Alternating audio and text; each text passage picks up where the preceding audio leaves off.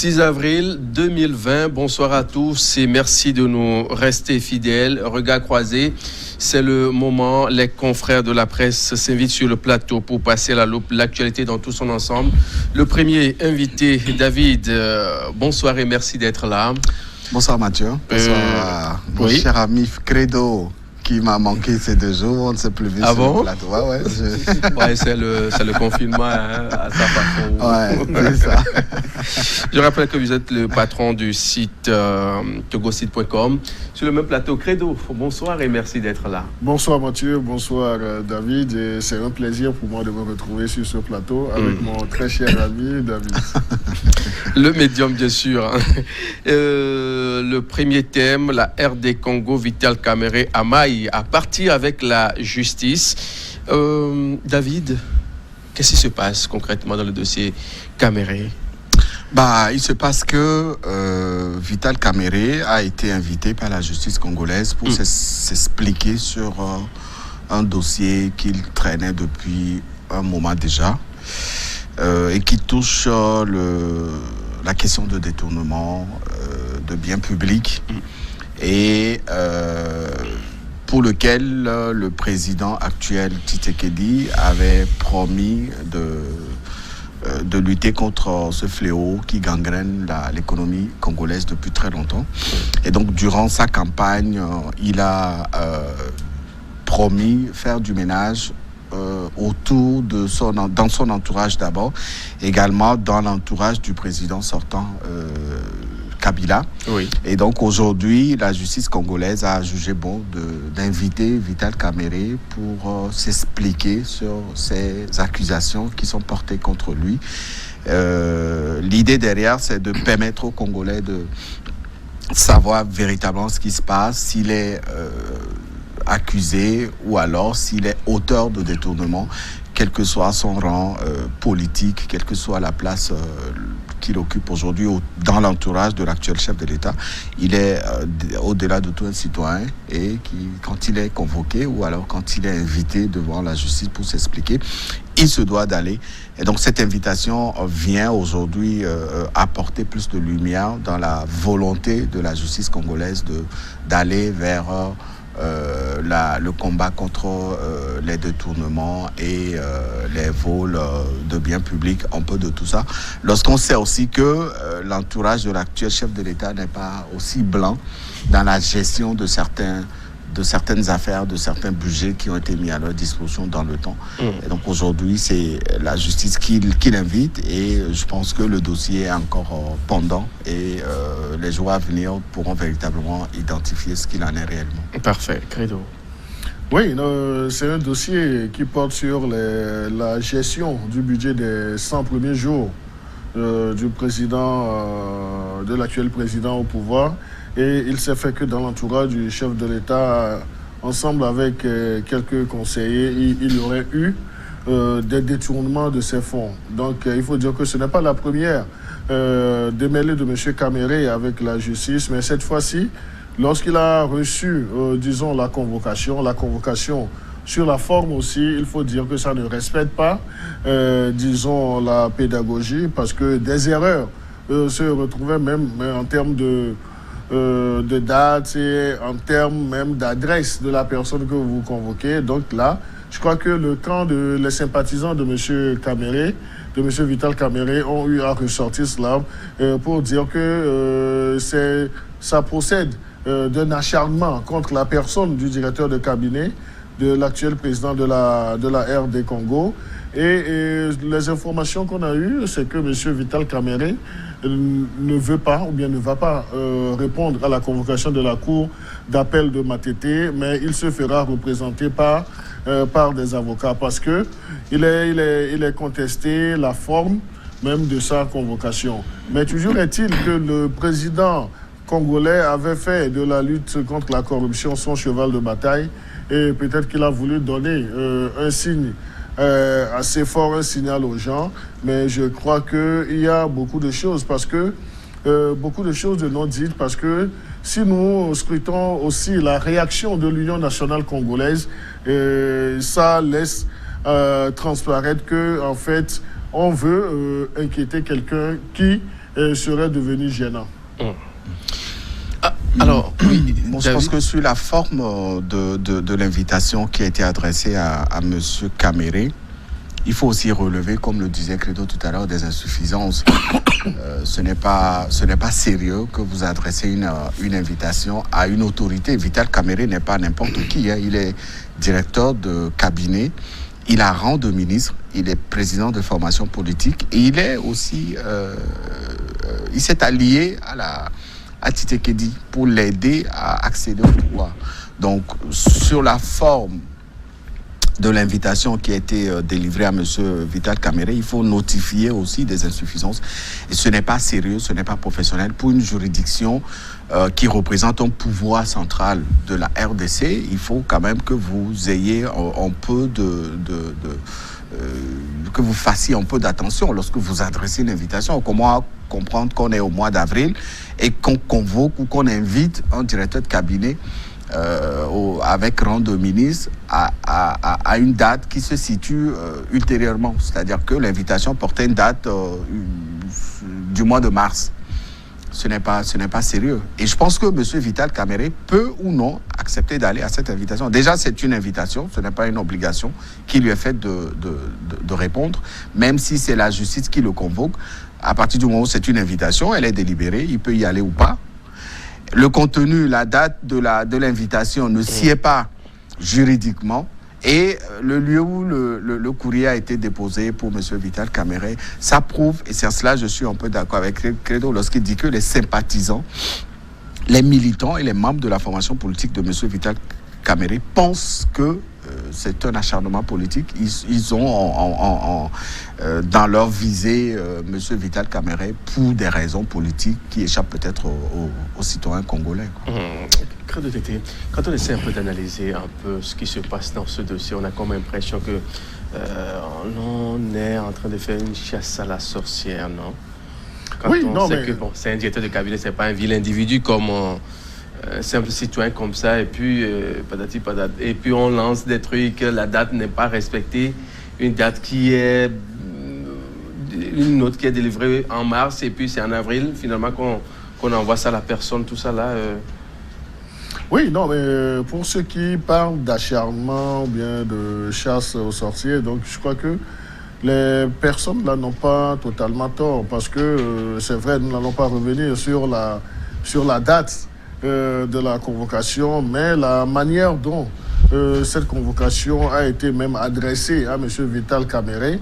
Donc je crois que cela procède d'un plan, d'une stratégie, disons, d'anéantissement même de l'homme politique qu'il est. Parce qu'aujourd'hui, en RD Congo, c'est quelqu'un qui ratisse large. Et il fait un peu d'unanimité autour de sa personne.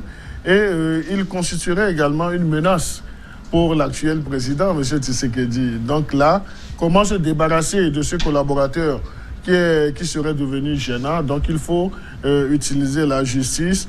Il faut utiliser également la thématique de la corruption, parce que la RD Congo, c'est un pays qui vit de la corruption et c'est un pays qui a fait le lit même de la corruption. Donc là, c'est vrai, le signal assez fort qu'il faut envoyer, donc c'est essayer d'entacher M. Vital Caméré comme poids lourd. C'est vrai, M. Vital Caméré est toujours dans les fonctions de directeur de cabinet, mais il faut dire que c'est un justiciable également. Donc, il doit se présenter devant la justice. Mais lorsque la manière ne s'y est pas, il a dit, ou bien ses intentions, c'est que lui-même personnellement ne va pas aller, mais il va se faire représenter par ses avocats parce qu'il connaît la loi. Lorsqu'on t'invite, lorsqu'on te convoque devant une instance judiciaire, vous avez l'obligation de comparaître pour aller écouter ce qu'on va vous dire. Maintenant, ne voulant pas y aller, donc il est dans ses droits de se faire représenter par ses avocats, et je crois que c'est la posture qu'il a choisi de ne pas se présenter lui-même, mais d'envoyer ses avocats aller écouter ce qu'on lui reproche, ou bien ce pourquoi on voudrait, disons, l'écouter dans cette affaire de la gestion. Je le disais tantôt, M. Caméré n'est pas le seul à avoir participé à la gestion de ces fonds, de ce financement. Mais il y avait même des conseillers proches de M. Tshisekedi.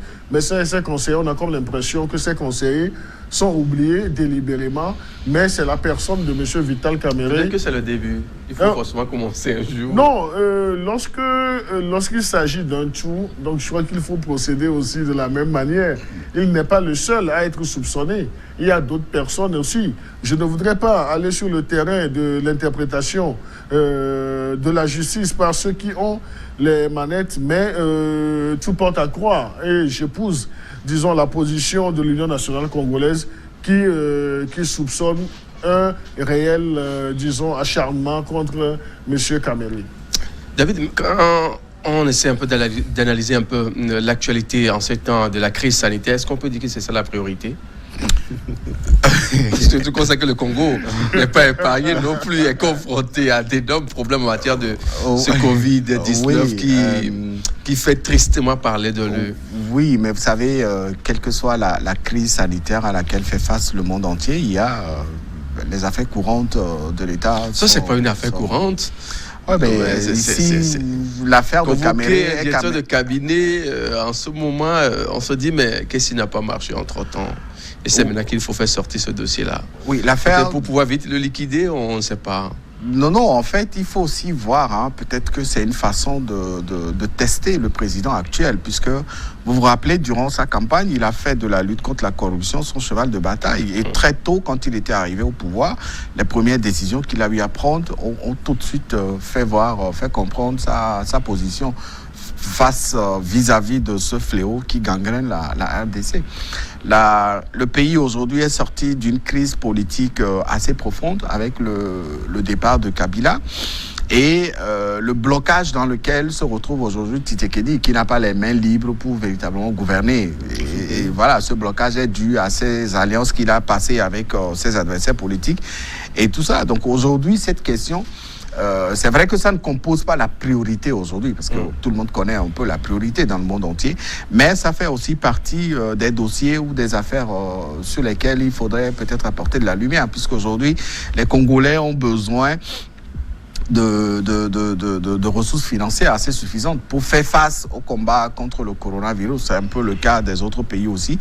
Et donc, si quelqu'un a gardé des sous par devant lui, il faut qu'il vienne se justifier, il faut qu'il vienne s'expliquer et rendre les sous s'il est déclaré coupable. Quand vous disiez la fois passée, à la différence que c'est là en quarantaine, peut-être que c'est à la différence que pour le cas d'Agbeome, c'est beaucoup plus le fauteuil présidentiel. On vient de sortir d'une élection présidentielle. Le président de MPDD dit que c'est lui le vainqueur. La justice dit, voilà, vous avez fait ci, vous avez fait ça, venez répondre. C'est un peu le même cas aussi, oui. Mais moi, je ne suis pas congolais, je préfère parler pour mon pays. Mais pour le cas du Congo, ils ont leur réalité là-bas. Ils pensent peut-être que le moment est séant pour justement sortir ce dossier. Mais moi, j'estime que, c'est pas la priorité. Tous les pays au monde ont mis en quarantaine les questions politiques. Les États-Unis, la France, les grandes puissances, on peut même en Afrique aujourd'hui, toutes ces questions politiques sont mises en quarantaine. Mais ça ne veut pas dire que c'est des questions qu'il faut oublier. Vital Kamerhe n'est pas n'importe qui. On a vu un peu... quelques mois après sa nomination au poste de directeur de cabinet, il a célébré un mariage en RDC qui a vraiment fait trembler. Ça a fait trembler le pouvoir, parce que on a vu un peu l'homme dans ses délires. Et ce n'est pas seulement ça. On a vu un peu aussi sur la question de la gestion des diamants, des ressources minières dont il avait la charge. Là-bas, on a vu un peu. C'est un milliardaire, un homme qui est financièrement puissant et politiquement aussi puissant. Mais néanmoins, son rapprochement avec Tshisekedi dérangerait peut-être certains. Et donc, raison pour laquelle ce dossier a été rouvert. À quoi peut-on s'attendre dans les jours qui viennent dans ce dossier Kamerhe? Non, mais je crois que ce dossier va prospérer, malgré le fait que M. Kamerhe ait trouvé aujourd'hui des arguments pour ne pas se présenter devant la justice. Peut-être que c'est un ballon d'essai également pour voir. Le ballon d'essai, c'est à double vitesse, aussi bien pour M. Kamerhe que pour le président Tshisekedi. Pour voir si M. Kamerhe ne répond pas à la convocation, quelle va être l'attitude qui sera adoptée par le président de la République, parce que c'est lui qui a demandé à la justice de faire le travail de nettoyage pour voir comment est-ce que la gestion du budget de ces 100 premiers jours a été utilisé. Donc là, naturellement, M. Caméré, donc, je le disais tantôt, il est dans son droit de se présenter pour la première convocation, de se faire représenter par l'un de ses avocats. Mais il faut dire également que la crise sanitaire ne saurait arrêter le déroulement des choses normales dans un pays qui se veut démocratique ou bien qui est dans la démarche démocratique. Donc moi, je voudrais nuancer ce côté un peu. La crise sanitaire, elle est là. Elle est là, elle est dans tous les pays et ça sévit dans presque tous nos pays africains. Mais cela ne voudrait pas dire que le cours normal des choses doit s'arrêter et on ne doit que agir, penser uniquement la crise sanitaire. Lorsque nous voulons transposer ce sujet avec la convocation du député Agbeome Kodjo par la justice, par le biais de la gendarmerie nationale. Donc je crois que M. Agbeome aussi a procédé il y a une semaine en envoyant un de ses avocats aller. Donc nous avons appris aujourd'hui qu'il a eu sa seconde convocation pour le jeudi prochain. C'était une invitation. En fait. Non, oui, une invitation pour des nécessités d'enquête judiciaire. Donc là, il faut dire, le jargon qui sied, en fait, c'est beaucoup plus la convocation. Parce qu'il va être entendu par rapport à une réquisition du procureur de la République. Donc, ce ne sont pas des situations qu'on peut dire similaires, identiques, mais retenons que la crise sanitaire ne saurait supplanter la vie normale, bien le déroulement normal d'un État. Peut-être placer un mot pour qu'on puisse marquer la pause. On verra bien ce que ça donnera. Je pense que Vital Caméré, déjà, il est invité pour nécessité d'enquête. Hein. Il ne va pas être arrêté, il ne va pas être emprisonné quand il va répondre à son invitation. Mais comme je le dis tout à l'heure, c'est un test pour le président actuel, puisque Vital Caméré, c'est un des proches collaborateurs de Tshisekedi. Et donc, si le président lui-même accepte que son directeur de cabinet se fasse inviter par la justice pour des nécessités d'enquête. On a comme impression que la justice est autonome. Hein? En RDC? Oui. Quand on essaie un peu de voir. Non, mais dans tous nos pays africains, la justice est l'un des pouvoirs. Le pouvoir judiciaire existe. Non, mais ça, c'est ce qu'on nous apprend. Sous Kabila. Non, c'est ce qu'on nous apprend à l'école, mais c'est ce qui est fait également sur le terrain, la réalité. Mais sous Kabila. Si vous voulez parler du fonctionnement, ça, c'est autre chose. Je parle du fonctionnement. Sous Kabila, le fonctionnement, là, je vais te répondre. Donc, on va parler de l'indépendance même de la justice. Elle n'est pas aussi autonome, mais je pense que sous Tshisekedi, il faut quand même lire cette réelle volonté de sa part, de l'actuel président, de démocratiser et de rendre autonome l'appareil judiciaire en RDC. Okay. S'il accepte que son directeur de cabinet réponde à cette invitation, ça veut dire qu'il ne veut pas, ni de près ni de loin, être associé à la gestion de cette affaire. Messieurs, nous allons marquer une pause. On revient dans quelques instants pour la suite de Regards croisés.